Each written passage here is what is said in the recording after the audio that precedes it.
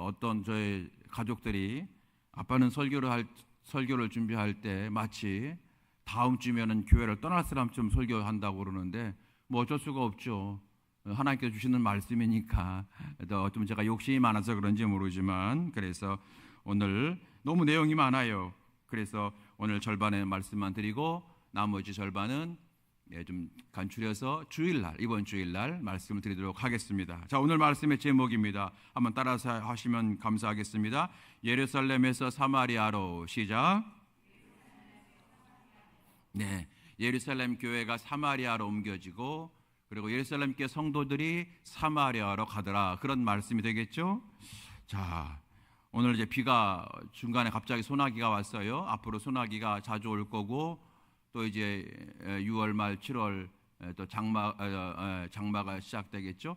요즘에는 장마는 뭐 계절에 관계없이 오는 것 같기도 한데, 그리고 이제 우리가 또 7월 말 또 8월 말에 가게 되면 또 태풍들이 또 많이 오죠. 태풍이라고 하는 건 참 무섭죠.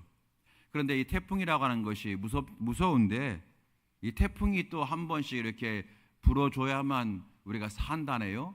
무슨 말이냐면 우리 인생에 있어서 이 바다가 없으면 안 되잖아요. 바다에서 많은 영양분을 주기도 하지만 바다에서 여러분 산소를 만들기도 하고 정말 바다가 중요하죠. 그런데 이 바다가 점점 좀 오염되고 있지 않습니까? 특별히 여러분 적조현상이 일어나잖아요. 그럴 때에 이 적조현상을 해결하는 유일한 방법 중에 하나가 뭐냐면 태풍이래요. 태풍이 한번 불어오면서 바다를 한번 이렇게 뒤집어 놓는다는 거죠. 그러면 그때 바다가 깨끗해진다고 하는 겁니다. 여러분, 그런 것이 우리 인생에도 주는 교훈이 있다고 저는 생각되어져요.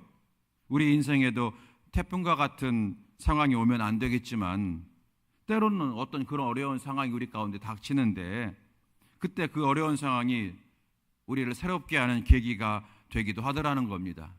믿지 않는 사람들은 뭐 잘 모르겠어요. 믿는 성도들에게는 어떤 태풍과 같은 어려움이 힘들지만 도리어 그런 태풍 같은 어려움과 고난이 우리를 새롭게 하더라는 겁니다.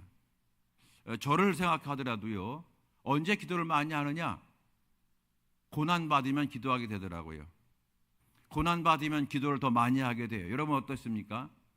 제가 여러분 첫 목회하다가 두 번째 목회하는데 이제 교회를 건축하게 되었어요. 근데 교회를 건축하게 되었는데 생각지도 않은 문제가 막 터졌어요.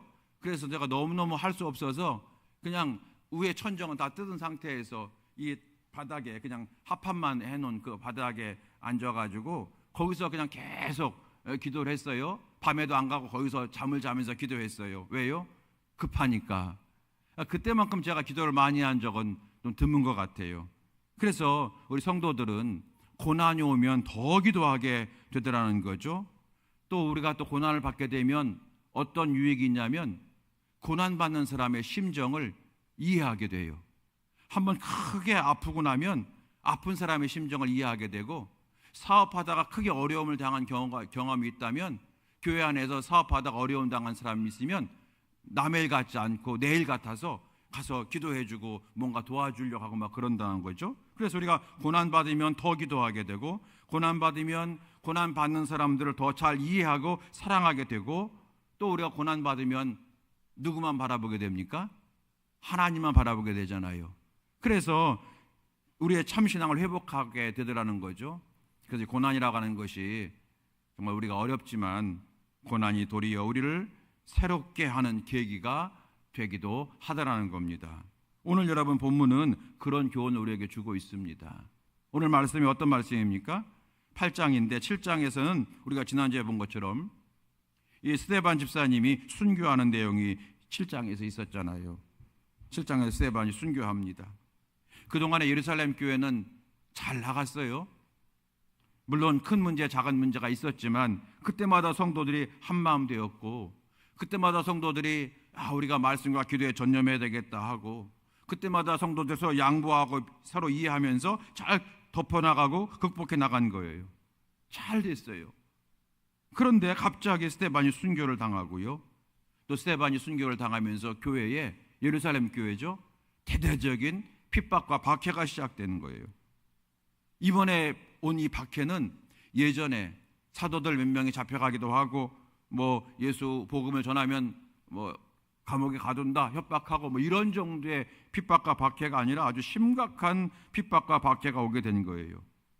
그래서 예루살렘 교회 성도들이 직장을 잃어버리고, 그리고 토지도 빼앗기고, 그래서 집을 잃고 그랬던 거예요. 그래서 할 수 없이 살기 위해서 예루살렘을 떠날 수밖에 없는 상황까지 오게 된 거예요. 얼마나 여러분 핍박이 심하면 거기서 도저히 못 살게 되어서 도망가게 된 거예요. 그래서 교회사를 보게 되면 전 교인의 한 5분의 1 정도가, 크게는 적게는 10분의 1 정도가 교회를 떠나게 되었다는 거예요. 여러분, 신앙적으로 이 박해를 받는 것은 굉장히 힘든 거예요. 그렇죠? 혹시 요즘도 여러분 믿는 것 때문에 가족 간에나 또 어떤 여러 관계 속에서 핍박과 박해를 받고 있는 성도가 있다면 주의 위로하심이 함께 하시게 되기를 축원드립니다. 보통 어려운 게 아니에요.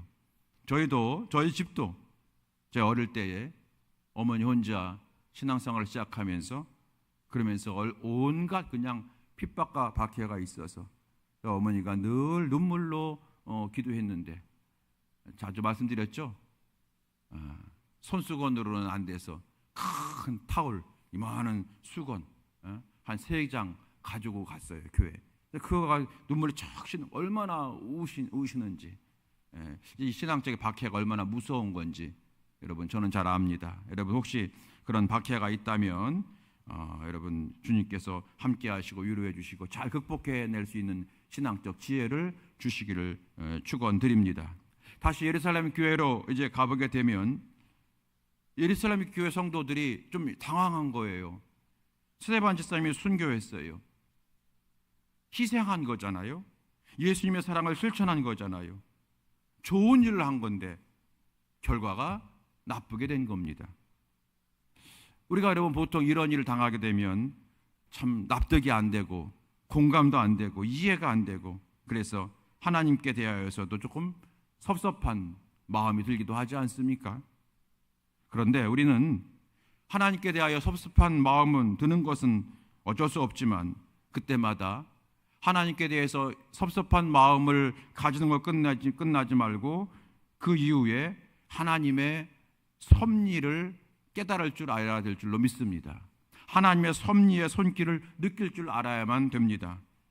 우리는 어떤 일이 벌어지면 이게 정말로 이게 내 인생에 좋은 일인지 나쁜 일인지 우리는 잘 구분할 수가 없습니다. 왜냐하면 우리는 오늘만 바라보기 때문에, 그리고 과거만 바라보기 때문에 이 일이 정말로 우리 인생에 좋은 일인지 좋지 못한 일인지 우리는 알 수가 없습니다. 그런 지혜가 우리는 없잖아요. 그래서 우리는 주님을 신뢰하는 굳건한 믿음이 있어야 된다고 말씀을 드리는 겁니다. 여러분과 제가 잘 아는 말씀, 그리고 사랑하는 말씀 가운데 로마서 8장 28절 말씀이 있죠. 여러분 어떤 말씀입니까? 아마 거의 다 외우실 거예요. 하나님을 사랑하는 자, 한번 해볼까요? 자, 시작. 하나님을 사랑하는 자, 곧 그 뜻대로 부르심을 입은 자들에게는, 그 다음 뭐예요? 모든 것이 합력하여 선을 이루느니라 하는 겁니다. 무슨 뜻입니까, 여러분? 지금은 당장 내가 잘 모르지만, 이것이 어떻게 될지, 왜 이런 일이 벌어졌는지 모르지만, 그러나 나는 모르지만 우리 하나님은 나를 사랑하시기 때문에 마지막에는 가장 좋은 것으로 나를 인도하실 것이다. 그분이 내가 믿는 하나님이다 라고 하는 여러분 말씀이 로마서 8장 28절이잖아요. 로마서 8장 28절. 여러분 이것이 바울의 간증이요, 그리고 바울의 믿음 아니겠습니까? 오늘 여러분과 저도 이 믿음을 다시 한번 굳게 붙잡을 수 있게 되길 주의 이름으로 축원합니다. 다시 한번 해봐요. 로마서 8장 28절 시작. 하나님을 사랑하는 자, 곧 그 뜻대로 부르심을 입은 자들에게는 모든 것이 합력하여 선을 이루느니라. 아멘, 아멘. 예, 그 믿음을 가지시기 바랍니다. 오늘 본문의 말씀 보게 되면은 스데반이 순교했고요, 교회가 박해를 받았어요. 이게 정말로 이해가 안 되고 나쁜 결과잖아요. 교회가 지금 막 갈수록 더 부흥되어지고 교회가 하나가 되어지고 막 성도들의 신앙이 더 좋아지고 막 그런 상황이잖아요. 지금 여러 가지 사건 속에서. 그런데 갑자기 나쁜 결과가 있게 된 거예요. 또 스데반이 여러분 순교할 때에 정말로 오직 그리스도의 사랑으로 했잖아요. 대들지도 않고, 그리고 덤비지도 않고, 무력을 쓰지도 않고, 끝까지 예수님처럼 저들의 죄를 용서해달라고 그렇게 기도하면서 그렇게 했잖아요. 그러면 결과가 좋아야 되는데 결과가 나쁜 결과가 되니까 얼마나 여러분 교인들이 당황했겠습니까? 우리가 여러분 그런 것 같아요. 겉으로 볼 때는 이해 못할 일이 참 많습니다. 저도 목회하다 보니까 이제 목회가 그런 거잖아요. 교인들이 기쁘면 같이 기쁘고 교인들이 슬프면 같이 슬픈 것이 목회잖아요. 사실은 여러분 이 목회자한테는 감정이라는 게 없어요. 그냥 같이 가는 거예요. 감정이라는 게 없어요. 그래서 어떤 때가 어렵냐면 우리 신실한 성도들 말이에요. 신앙생활 제대로 안 하고 그리고 대충 하게 되면은 아유 그럴 줄 알았어. 그러니까 제대로 좀 하지. 이렇게 제가 얘기도 좀 할 수 있는데 정말로 제가 볼 때도 목사보다 더 훨씬 더 훌륭하신 분들 계셔요. 평신도들이 정말로 신실하게 믿는데 그분들이 막 여러분 힘든 일을 겪게 될 때마다 또 그분들이 어떤 질병 가운데 투병하고 회복이 안 될 때마다 또 그분들의 어떤 사업이 막 망할 때마다 부도날 때마다 여러분 그럴 때마다 정말 힘들고 괴롭거든요. 여러분 어떻습니까? 참 이해할 수 없어요. 하나님 왜 이런 일이 이 가정에 벌어집니까?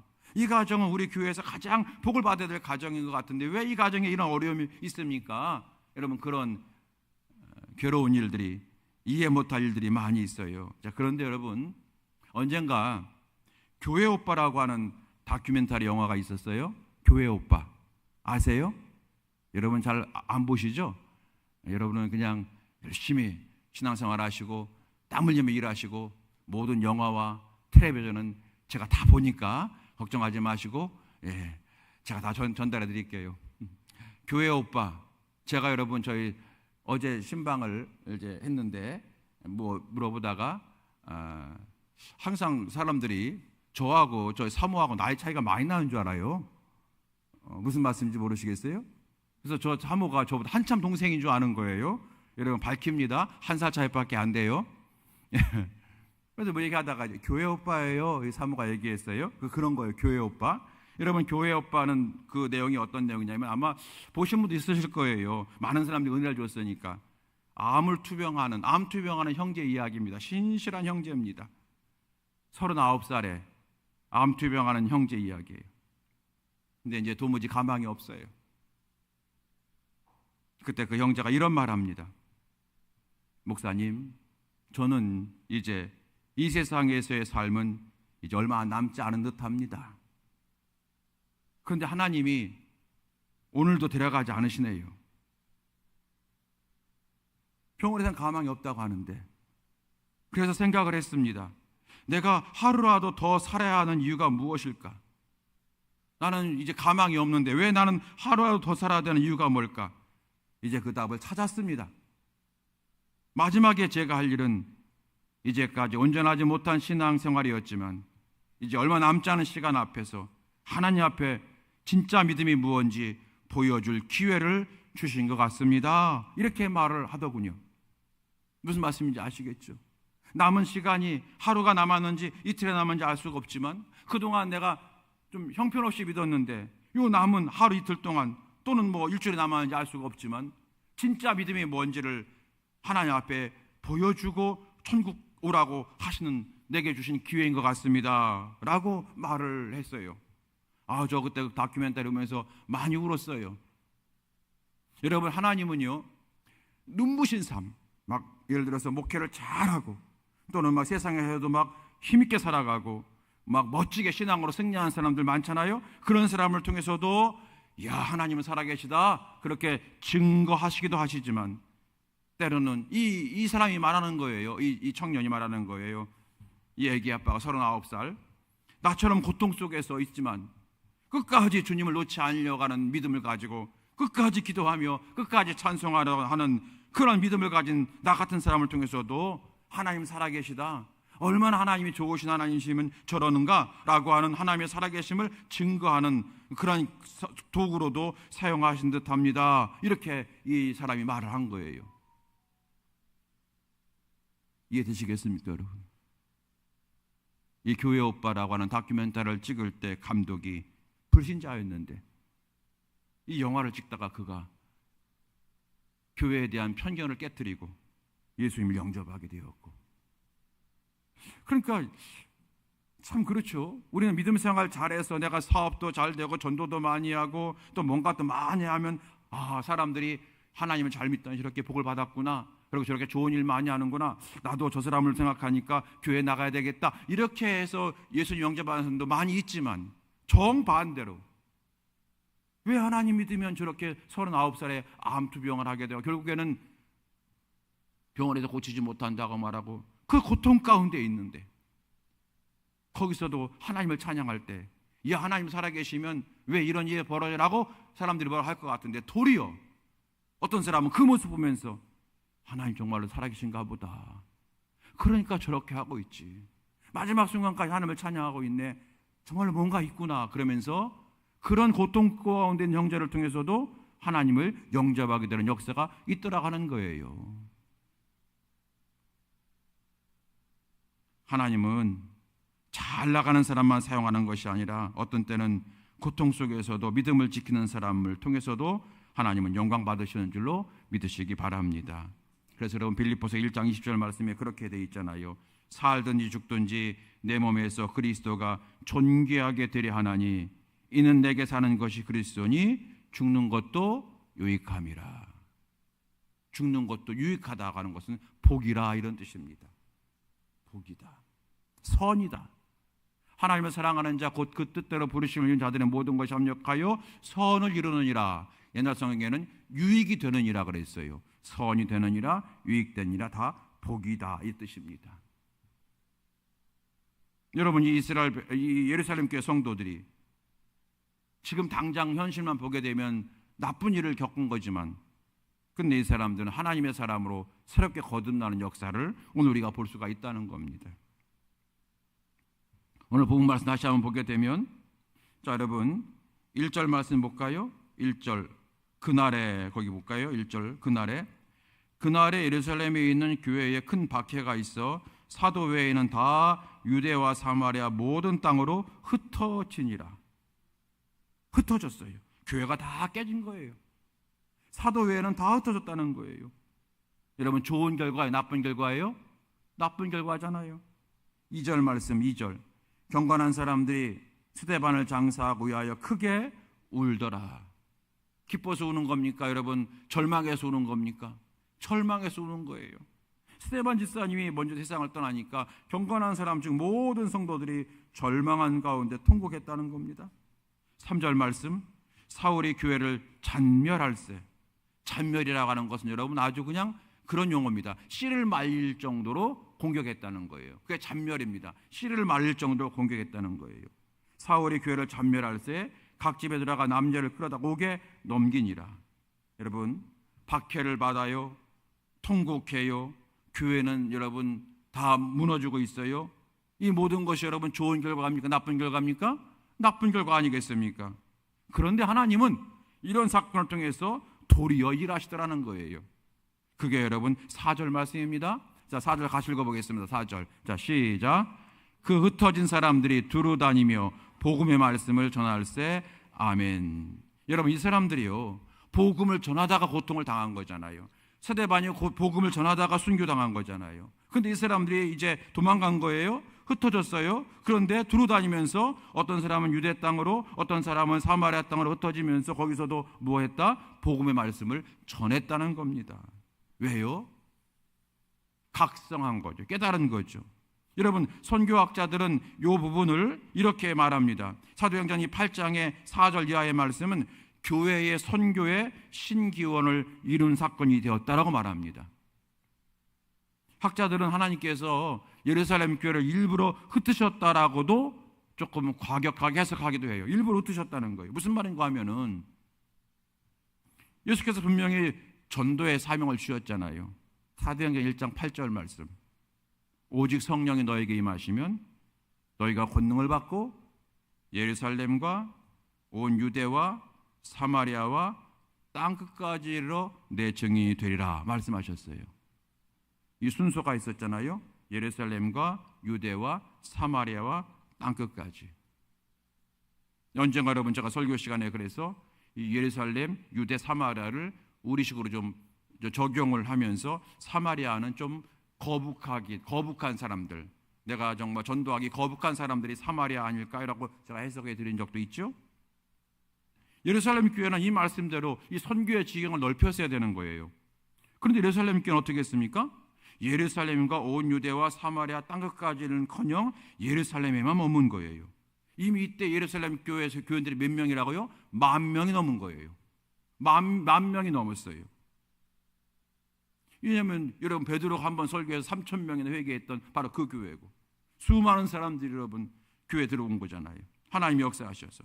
그런데 이 사람들이 그러면 다른 유대 지방으로 가고 예루살렘을 떠나서 사마리아로 가야 되는데 계속 예루살렘에만 머물렀던 거 아니겠습니까?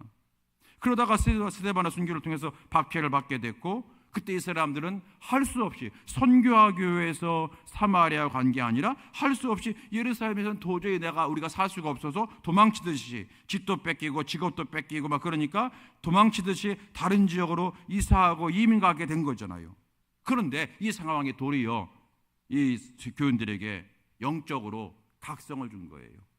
영적으로 철들었다고 할까요? 여러분 영적으로도 철들어야 되지 않을까요? 영적으로 철든 거예요. 망각하고 있었던 사도행전 1장 8절의 말씀을 그들이 다시 한번 깨닫게 된 거예요. 우리가 예루살렘과 유대와 사마리아로 나가야 되는데 여기 있었다는 거예요. 왜요? 여기가 좋으니까. 보세요 여러분, 교회는 여러분 120명이 시작해가지고 10,000명 이상 됐죠? 교회가 여러분 점점 부흥을 하죠? 모일 때마다 서로 내 것 내 것 없이 여러분 사랑을 나누죠? 어떤 문제가 있었어요. 구제 문제로 헬라파, 히브리파 있었지만 기가 막히게 사도들의 지도력을 발휘해서 여러분 은혜롭게 해결하죠. 그리고 아나니아 삽비라를 통해서 헌금 문제로 갑자기 교회 분위기가 싸늘해졌죠. 그런데 하나님께서 다시 한번 위로해 주시고 많은 사람들이 야 이렇게 섬기기 어려운 하나님 어떻게 섬겨 무서워 그러면서 도망가는 것이 아니라 도리어 그게 하나가 되었죠. 그러니까 여러분 교회가 얼마나 여러분 버팀목이 든든합니까? 그리고 나가서 7 집사를 세웠는데 7 집사님들이 그 구제 문제를 행정적으로 잘 처리할 뿐더러 각각이나 사도들처럼 전도도 하고 여러분 막 병도 고치고 막 놀라운 역사를 하죠. 여러분 그런 교회가 된 거예요. 그러니까 교회가 좋은 거예요. 오면 은혜가 되고 떠나고 싶지 않고 교회도 가고 싶고 매 주일마다 새 신자가 오는 것 같고 교인들이 하나가 되고 정말 우리 교회 최고야. 그런 교회가 된 거예요. 그러니까 이 사람들이 뭘 잃어버렸어요? 여기가 좋사오니. 그런 거예요. 여기가 좋사오니.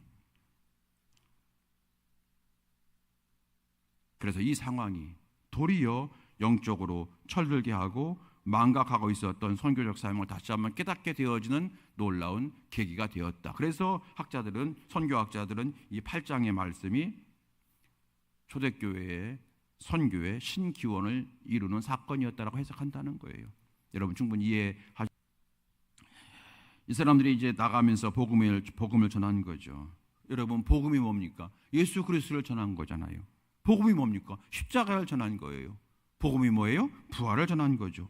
예수 그리스도를 전하고 십자가 전하고 부활을 전했어요. 힘있게 전했어요. 그랬더니 사람들이 복음을 받아들이더라는 거예요. 다른 지역은 어떤지 모르지만 특별히 여러분 이 빌립 집사가 사마리아 성에 내려가서 전파했어요.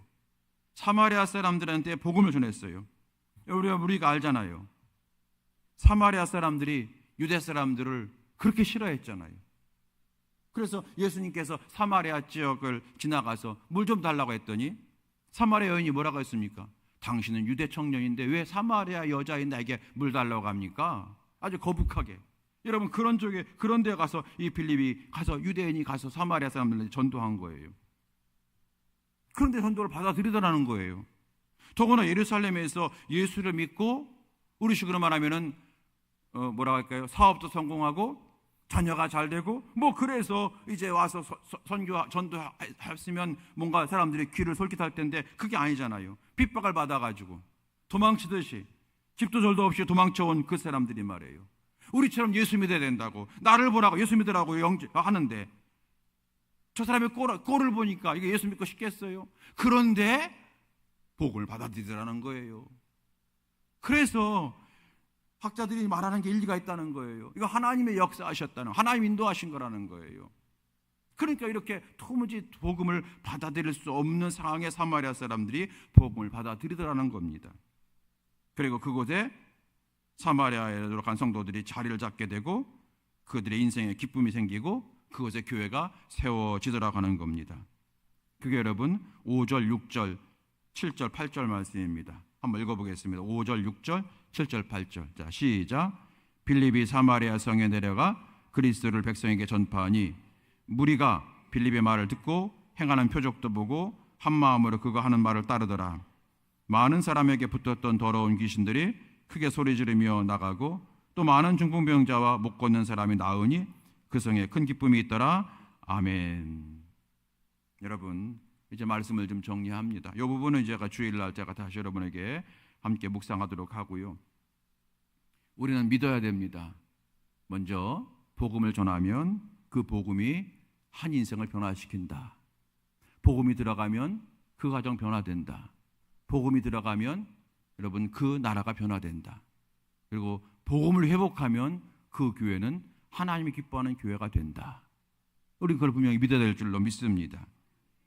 그리고 복음을 전하다 보게 되면 내가 복음을 전하는 그 대상자들만 변하는 것이 아니라 전하는 내가 변화가 되고 내가 하나님의 은혜를 받게 되더라는 거예요. 오늘 결론이 뭡니까? 예루살렘 교회가 크게 핍박을 받았어요. 그런데 도리어 이게 절망의 상황이고 끝나는 상황이고 사도회에는 다 흩어질 수밖에 없는 상황이라 나쁜 결과인 줄 알았는데 도리어 선교회적 사명을 회복하는 계기가 되게 하셨다는 거예요. 그래서 어떤 교훈이에요? 오늘 현재의 나쁜 결과에만 눈을 집중하지 말고, 그래서 낙심하거나 절망하지 말고, 늘 원망하지 말고 도리어 믿음을 선포하고 하나님의 섭리를 믿고 나아갈 때에 하나님께서 더 좋은 길로 우리를 예비하신 주님의 길로 인도하실 거라고 하는 그 믿음을 우리가 회복하라고 하는 그 교훈이 오늘 말씀이 되는 줄로 믿습니다. 여러분 그렇지 않습니까? 개인적으로나 교회적으로나 우리가 고난 앞에서, 고난이 어려운 거지만 고난 앞에서 우리는 무너지는 인생이 아니라 도리어 내 인생의 축복의 기회가 될 거야, 우리 교회가 부흥하는 계기가 될 거야, 그런 믿음으로 담대히 나아가는 우리 성도가 되고 우리 명함교회가 될 때에 하나님께서 크게 역사해 주실 줄로 믿으시게 되길 주의 이름으로 축원합니다. 오늘 그 믿음 회복하시고 하나님, 내가 내 일이 뜻대로 되지 않을 때에도 하나님의 섭리를 믿는 믿음을 갖게 해달라고 기도하고, 하나님 고난 앞에서 무너지는 신앙이 아니라 도리어 축복의 기회가 되게 하시는 하나님을 더 바라보게 하시고 하나님을 의지하게 해달라고 기도하는 이 밤 되어지게 되기를 예수님의 이름으로 축원합니다. 우리 함께 찬양하시겠습니다. 주가 보이신 생명의 길 찬양하시고 합심하여 함께 기도